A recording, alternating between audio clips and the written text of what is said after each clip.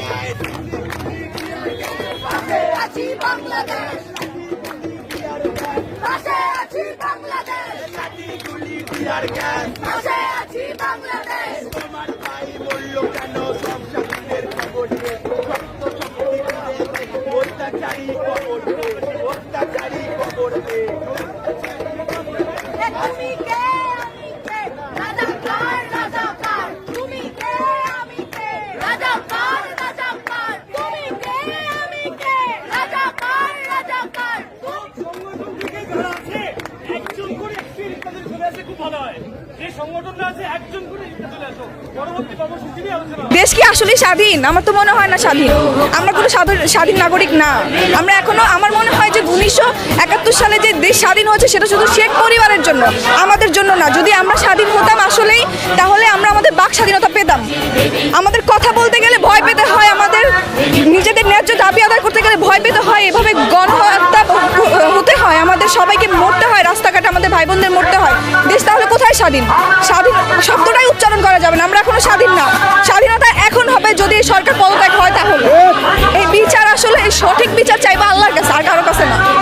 বিচার আসলে কেউ, এই সরকার কখনোই করতে পারবে না, আর হবেও না সঠিক বিচার। তাই আমি চাই যে সরকার পদত্যাগ করুন। বললাম তো আমি, আমার দেশে স্বাধীনই না, নিরাপদ থেকে। এই যে যেভাবে আমাদেরকে মারা হচ্ছে, এখনো দেখতেছি যে পুলিশ যেভাবে আমাদের সাথে অন্যায় করতেছে। আমরা মিছিল করলে, আমরা গিয়ে আন্দোলন করলে সেখানেও হস্তাহস্তি করা হচ্ছে, সবাইকে এভাবে ধরে নিয়ে যাওয়া হচ্ছে বাসার থেকে, যেখান থেকে সেখান থেকে। তাহলে আমরা কোথায় নিরাপদ?